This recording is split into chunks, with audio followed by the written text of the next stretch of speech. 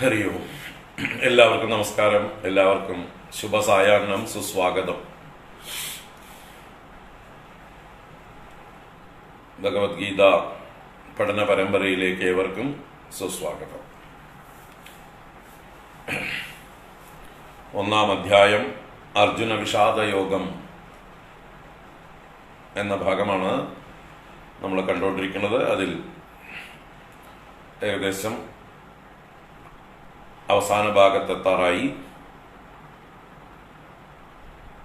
ഇന്നലെ 36-ാമത്തെ ശ്ലോകം മറ്റാണ് അവസാനം പറഞ്ഞു നിർത്തിയത്. 37-ാമത്തെ ശ്ലോകം വായിച്ചു. ഓം നമോ ഭഗവതേ വാസുദേവായ. ഓം ശ്രീകൃഷ്ണ പരമാത്മനേ നമഃ. അഥ ശ്രീമദ്ഭഗവദ്ഗീത പ്രഥമോऽധ്യായഃ. അർജുന വിഷാദയോഗഃ. പശ്യൈതാം പാണ്ഡുപുത്രാണാം ആചാര്യമഹതീം ചമൂം വ്യൂഢാം ദ്രുപദപുത്രേണ തവ ശിഷ്യേണ ധീമതാ. അത്ര ശൂരാ മഹേശ്വാസാഃ ഭീമാർജുന സമായുധി. യുയുധാനോ വിരാടശ്ച ദ്രുപദശ്ച മഹാരഥഃ. ദൃഷ്ടകേതുശ്ചേകിതാനഃ കാശിരാജശ്ച വീര്യവാൻ. പുരുജിത് കുന്തിഭോജശ്ച ശൈബ്യശ്ച നരപുംഗവഃ. യുധാമന്യുശ്ച വിക്രാന്തഃ ഉത്തമൗജാശ്ച വീര്യവാൻ. സൗഭദ്രോ ദ്രൗപദേയാശ്ച സർവ ഏവ മഹാരഥാഃ. അസ്മാകം തു വിശിഷ്ടായേ താൻ നിബോധദ്വിജോത്തമ. നായകാ മമ സൈന്യസ്യ സംജ്ഞാർത്ഥം താൻ ബ്രവീമി തേ. ഭവാൻ ഭീഷ്മശ്ച കർണശ്ച കൃപശ്ച സമിതിഞ്ജയഃ. അശ്വത്ഥാമാ വികർണശ്ച സൗമദത്തിസ്തഥൈവ ച. അന്യേ ച ബഹവഃ ശൂരാः മദർത്തേ ത്യക്തജീവിതാः. നാനാശസ്ത്രപ്രഹരണാः സർവേ യുദ്ധവിശാരദാः. അപര്യാപ്തം തദസ്മാകം ബലം ഭീഷ്മാഭിരക്ഷിതം. പര്യാപ്തം ത്വിദമേതേഷാം ബലം ഭീമാഭിരക്ഷിതം. അജനേഷു ച സർവേഷു യഥാ ഭാഗമവസ്ഥിതാഃ. ഭീഷ്മമേവാഭിരക്ഷന്തു ഭവന്തഃ സർവ ഏവ ഹി. തസ്യ സഞ്ജനയൻ ഹർഷം കുരു വൃദ്ധഃ പിതാമഹഃ. സിംഹനാദം വിനദ്യോച്ചൈഃ ശംഖം ദദ്മൗ പ്രതാപവാൻ. തതഃ ശംഖാശ്ച ഭേര്യശ്ച പണവാനകഗോമുഖാഃ. സഹസൈവാഭ്യഹന്യന്ത സശബ്ദസ്തു മുലോപവദ. തതഃ ശ്വേതൈർഹയൈർയുക്തേ മഹതി സ്യന്ദനേ സ്ഥിതൗ. മാധവഃ പാണ്ഡവശ്ചൈവ ദിവ്യൗ ശംഖൗ പ്രദദ്മധുഃ. പാഞ്ചജന്യം ഹൃഷീകേശോ ദേവദത്തം ധനഞ്ജയഃ. പൗണ്ഡ്രം ദദ്മൗ മഹാശംഖം ഭീമകർമാ വൃകോദരഃ. അനന്തവിജയം രാജാ കുന്തിപുത്രോ യുധിഷ്ഠിരഃ. നകുലഃ സഹദേവശ്ച സുഘോഷമണിപുഷ്പകൗ. കാശ്യശ്ച പരമേശ്വാസഃ ശിഖണ്ഡീ ച മഹാരഥഃ. ദൃഷ്ടദ്യുമ്നോ വിരാടശ്ച സാത്യകിശ്ചാപരാജിതഃ. ദ്രുപദോ ദ്രൗപദേയാശ്ച സർവശഃ പൃഥിവീപതേ. സൗഭദ്രശ്ച മഹാബാഹുഃ ശംഖാൻ ദദ്മുഃ പൃഥക് പൃഥക്. സഘോഷോദാർത്തരാഷ്ട്രാണാം ഹൃദയാനി വ്യധാരയത്. നഭശ്ച പൃഥിവീം ചൈവ തുമുലോ വ്യനുനാദയൻ. അദവ്യവസ്ഥിതാൻ ദൃഷ്ട്വാ ധാർത്തരാഷ്ട്രാൻ കപിധ്വജഃ. പ്രവൃത്തെ ശസ്ത്രസമ്പാദേ ധനുരുദ്യമ്യ പാണ്ഡവഃ. ഹൃഷീകേശം തദാ വാക്യം ഇദമാഹ മഹീപതേ സേനയോരുഭയോർമധ്യേ രഥം സ്ഥാപയമേച്യുത യാവദേതാൻ നിരീക്ഷേഹം യോദ്ധുകാമാനവസ്ഥിതാൻ കൈർമയാ സഹ യോദ്ധവ്യം അസ്മിൻ രണസമുദ്യമേ യോത്സ്യമാനാൻ അവേക്ഷേഹം യയേതേത്ര സമാഗതാഃ ധാർത്തരാഷ്ട്രസ്യ ദുർബുദ്ധേഃ യുദ്ധേ പ്രിയചികീർഷവഃ. സഞ്ജയ ഉവാച ഏവമുക്തോ ഹൃഷീകേശഃ ഗുഡാകേശേന ഭാരത സേനയോരുഭയോർമധ്യേ സ്ഥാപയിത്വാ രഥോത്തമം ഭീഷ്മദ്രോണപ്രമുഖതഃ സർവേഷാം ച മഹീക്ഷിതാം ഉവാച പാർത്ഥ പശ്യൈതാൻ സമവേതാൻ കുരുനിതി തത്രാപശ്യത് സ്ഥിതാൻ പാർത്ഥഃ പിതॄനദ പിതാമഹാൻ ആചാര്യാൻ മാതുലാൻ ഭ്രാതॄൻ പുത്രാൻ പൗത്രാൻ സഖീംസ്തദാ ശ്വശുരാൻ സുഹൃദശ്ചൈവ സേനയോരുഭയോരപി താൻ സമീക്ഷ്യ സ കൗന്ദേയഃ സർവാൻ ബന്ധൂനവസ്ഥിതാൻ കൃപയാ പരയാവിഷ്ടഃ വിഷീദന്നിദമബ്രവീദ. ദൃഷ്ട്വേമം സ്വജനം കൃഷ്ണ യുജുൽസും സമുപസ്ഥിതം സീദന്തി മമ ഗാത്രാണി മുഖം ച പരിശുഷ്യതി വേപദുശ്ച ശരീരേ മേ രോമഹർഷശ്ച ജായതേ ഗാണ്ഡീവം സ്രംസദേ ഹസ്താദ് ത്വക്ചൈവ പരിദഹ്യതേ ന ച ശക്നോമ്യവസ്ഥാതും ഭ്രമതീവ ച മേ മനഃ നിമിത്താനി ച പശ്യാമി വിപരീതാനി കേശവ ന ച ശ്രേയോനുപശ്യാമി ഹത്വാ സ്വജനമാഹവേ ന കാംക്ഷേ വിജയം കൃഷ്ണ ന ച രാജ്യം സുഖാനി ച കിം നോ രാജ്യേന ഗോവിന്ദ കിം ഭോഗൈർജീവിതേന വാ യേഷാമർത്തേ കാംക്ഷിതം നഃ രാജ്യം ഭോഗാ സുഖാനി ച തയിമേവ സ്ഥിതാ യുദ്ധേ പ്രാണാൻ ത്യക്ത്വാ ധനാനി ച. ആചാര്യാഃ പിതരഃ പുത്രാഃ തഥൈവ ച പിതാമഹാഃ മാതുലാഃ ശ്വശുരാ പൗത്രാഃ സ്യാലാ സംബന്ധിനസ്തദാ ഏതാൻ ന ഹന്തുമിച്ഛാമി ജ്ഞതോപി മധുസൂദന. അപിത്രൈലോക്യരാജ്യസ്യ ഹേതോ കിം नु മഹീകൃതേ നിഹത്യദാർത്തരാഷ്ട്രാന്നഃ കാഃ പ്രീതിഃ സ്യാദ് ജനാർദന പാപമേവാശ്രയേദസ്മാൻ ഹത്വൈതാൻ ആതതായിനഃ.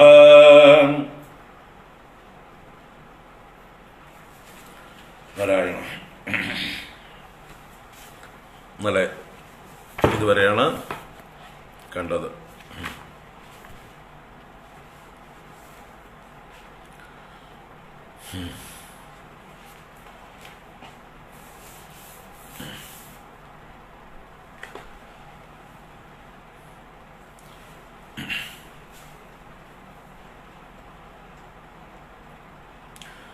ഇപ്പോൾ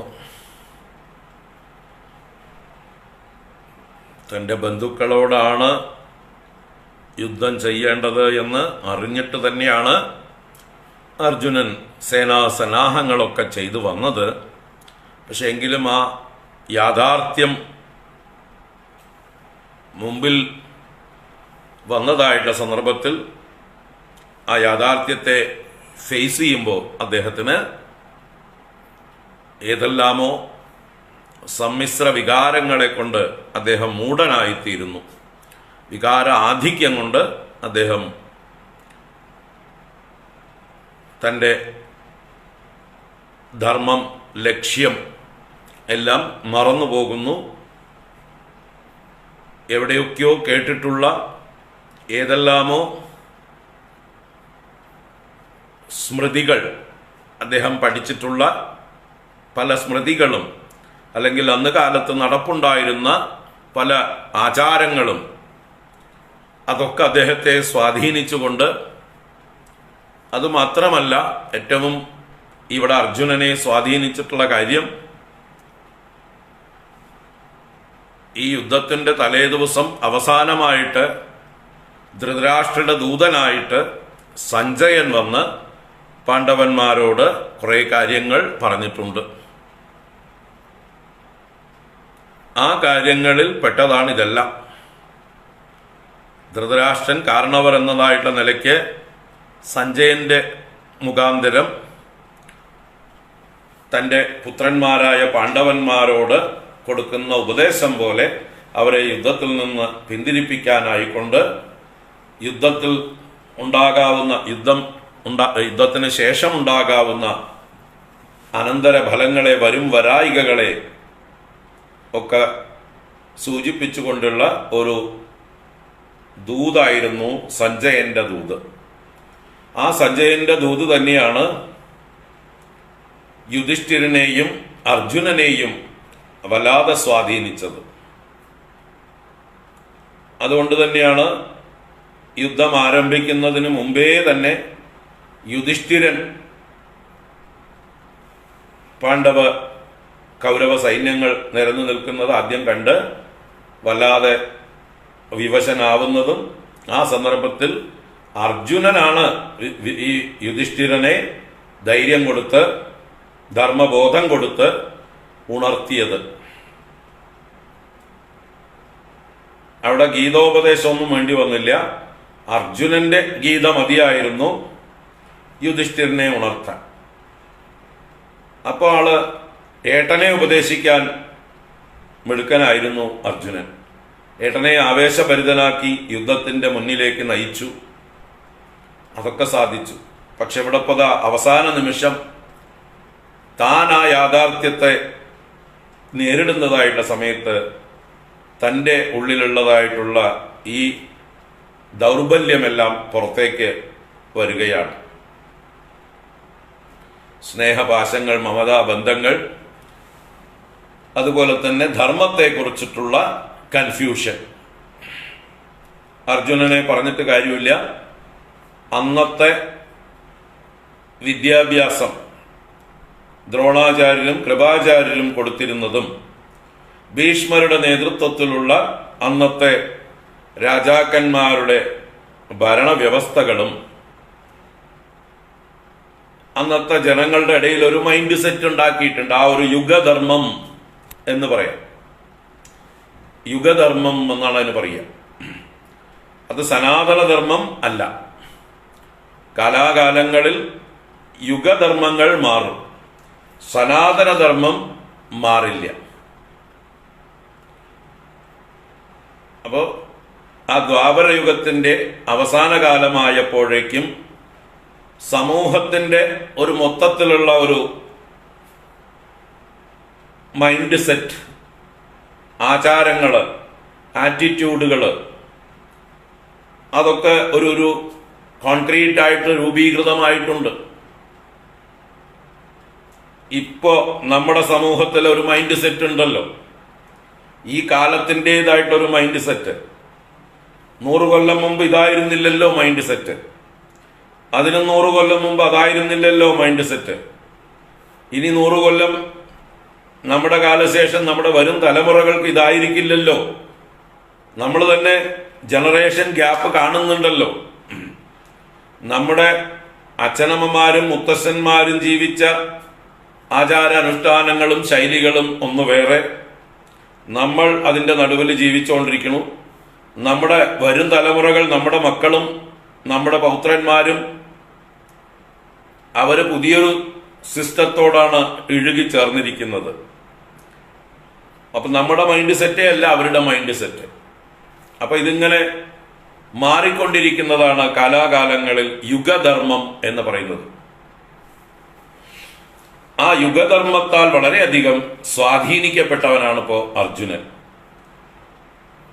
സനാതനധർമ്മം വേണ്ട രീതിയിൽ അർജുനന്റെ ഉള്ളിലേക്ക് ചെലുത്തിയിട്ടില്ല, പഠിപ്പിച്ചിട്ടില്ല ദ്രോണരും കൃപരും. അവരും യുഗധർമ്മത്താൽ പ്രഭാവിതരായിരുന്നു. ആ കാലത്ത് എന്തൊക്കെയാണോ നാട്ടുനടപ്പ് അതുകൊണ്ട് പ്രേരിതരായിരുന്നു, അതിനെ ന്യായീകരിക്കുന്നവരായിരുന്നു. അപ്പൊ അവിടെയാണ് ഭഗവാന്റെ അവതാര ദൗത്യം. ശ്രീകൃഷ്ണ ഭഗവാൻ ധർമ്മ സംസ്ഥാപനത്തിനായിട്ടാണ് അവതരിച്ചത്. അപ്പൊ ഈ യുഗധർമ്മത്തെയും സനാതനധർമ്മത്തെയും വേർതിരിച്ച് സനാതനധർമ്മമാണ് നിലനിൽക്കേണ്ടത്, ശാശ്വതമായിട്ടുള്ളത്. യുഗധർമ്മങ്ങൾ കാലാകാലങ്ങളിൽ അതിൻ്റെ ദൂഷ്യവശങ്ങൾ വർദ്ധിച്ചു വരുമ്പോൾ അതിനെ തള്ളിക്കളയേണ്ടതാണ് എന്ന് ലോകത്തിന് പഠിപ്പിച്ചതായിട്ടുള്ള ഒരു ശാസ്ത്രമാണ് ഈ ശ്രീമദ് ഭഗവത്ഗീത. യുഗധർമ്മം അന്നത്തേക്ക് കാലങ്ങളിൽ സ്മൃതികൾക്ക് അനുസരിച്ചായിരുന്നു. കാലാകാലങ്ങളിൽ സ്മൃതികൾ, പുതിയ പുതിയ സ്മൃതികൾ ഉണ്ടാകും. ഓരോ കാലത്ത് ഓരോ സ്മൃതികൾക്കാണ് പ്രാബല്യം. ആ സ്മൃതികൾ എന്ന് പറഞ്ഞാൽ ശ്രുതികളെ ആ കാലഘട്ടത്തിൽ എങ്ങനെ പ്രായോഗികമാക്കണം എന്ന് വ്യാഖ്യാനിക്കുന്ന ചട്ടങ്ങളാണ്. നിയമങ്ങളെ ചട്ടങ്ങളിലൂടെ വ്യാഖ്യാനിക്കും പോലെ നമ്മുടെ ഭരണഘടനയിലും അതുപോലെ നിയമസംഹിതകളിലും ആക്ട്സ് ഉണ്ട്, റൂൾസ് ഉണ്ട്. ആക്ട്സ് എന്ന് പറഞ്ഞാൽ മെയിൻ നിയമങ്ങളുടെ ഒരു ബോഡി. ആ നിയമങ്ങൾ എങ്ങനെയാണ് പ്രാബല്യത്തിൽ കൊണ്ടുവരേണ്ടത് എന്ന് വ്യാഖ്യാനിക്കുന്നതാണ് റൂൾസ്, ചട്ടങ്ങൾ എന്ന് പറയുന്നത്. ആ ചട്ടങ്ങൾ കാലാകാലത്തിൽ പുതുക്കും. നിയമങ്ങൾ എറ്റേണലായിട്ടിരിക്കും. ഇപ്പൊ നമ്മുടെ ഭരണഘടന ശാശ്വതമായിട്ടുള്ളതാണ്, ഒരു ഭാരത ഭരണഘടന. ആ ഭരണഘടന വളരെ വിദ്വാൻമാരായിട്ടുള്ള മഹാപണ്ഡിതന്മാരായിട്ടുള്ള ആളുകൾ വളരെയധികം വിചാരം ചെയ്ത് നിർമ്മിച്ചതാണ്. അതിലും അന്നത്തെ കാലത്തെ ആളുകളുടെ ചില ഇൻഫ്ലുവൻസുകൾ കൊണ്ട് എന്തെങ്കിലും ചെറിയ ചെറിയ കുറവുകൾ ഉണ്ടാവാം. എങ്കിലും വളരെയധികം ചർച്ച ചെയ്യപ്പെട്ട് വിചാരം ചെയ്ത് കൂലങ്കക്ഷമായി വരും വരായികളെ പരിശോധിച്ച് ഭാരതത്തിന്റെ മൊത്തത്തിലുള്ള അഖണ്ഡതയ്ക്കും ഐക്യത്തിനും നന്മയ്ക്കും പുരോഗതിക്കും എല്ലാ ജനങ്ങളുടെയും സമത്വത്തിനെയും എല്ലാവർക്കും തുല്യ അവസരം കൊടുക്കാനും ഒക്കെ പരിഗണിച്ചുകൊണ്ടുള്ളതായിട്ടുള്ള ഭരണഘടനയാണ്. അതിൽ ചില കണ്ടീഷൻസ് എഴുതി വെച്ചു. എന്നിട്ട് പറഞ്ഞു ഇത് കാലങ്ങൾ കഴിയുമ്പോൾ മാറ്റേണ്ടതുമാണ് എന്ന്. അതാണ് ഈ സംവരണം മുതലായിട്ടുള്ള കാര്യങ്ങൾ. അന്നത്തെ കാലത്ത് പല കാരണങ്ങളെ കൊണ്ടും വളരെ പിന്തള്ളപ്പെട്ടിരുന്നതായിട്ടുള്ള സമൂഹങ്ങളെ മറ്റ് സമൂഹങ്ങളോടൊപ്പം മുഖ്യധാരയിലേക്ക് കൊണ്ടുവരുവാനായിക്കൊണ്ടാണ് സംവരണം എന്നുള്ളതായിട്ടൊരു പരിപാടി ആവിഷ്കരിച്ചത്. അത് നല്ലൊരു വീക്ഷണം തന്നെയായിരുന്നു ആ കാലത്ത്. ആ ഉദ്ദേശ്യശുദ്ധി അത് തീർച്ചയായിട്ടും വളരെയധികം നമ്മളെല്ലാവരും അപ്രീഷിയേറ്റ് ചെയ്തിരുന്നു. വളരെ ബാക്ക്വേർഡ് ആയിരുന്ന, ഒരുപാട് കാരണങ്ങളെ കൊണ്ട് പിന്തള്ളപ്പെട്ടിരുന്ന ഒരു ജനത ഈ രാജ്യത്ത് ഉണ്ടായിരുന്നു. അവരെ കൈപിടിച്ച് എല്ലാവരെയും പോലെ തുല്യ അവസരങ്ങൾ കൊടുത്ത് അവരെയും മുന്നിലേക്ക് കൊണ്ടുവരുവാനായിക്കൊണ്ട് അവർ കുഴിയിൽ കിടന്നവരെ കരയ്ക്ക് കയറ്റാൻ വേണ്ടി, നമ്മളൊക്കെ കരയിൽ, കുറെ പേര് കരയിൽ കിടക്കുന്നവരായിരുന്നു, കുറെ പ്രിവിലേജസ് അനുഭവിച്ചവരായിരുന്നു. ആ പ്രിവിലേജസ് കിട്ടാത്തതായിട്ടുള്ള കുഴിയിൽ കിടന്നിരുന്ന ആളുകളെ ആ കുഴിയിൽ നിന്ന് കരയ്ക്ക് കയറ്റി നമുക്ക് തുല്യമാക്കാൻ വേണ്ടിയാണ് അങ്ങനെ ചില വ്യവസ്ഥകൾ വെച്ചത്, സംവരണം മുതലായതൊക്കെ തുടങ്ങി വെച്ചത്.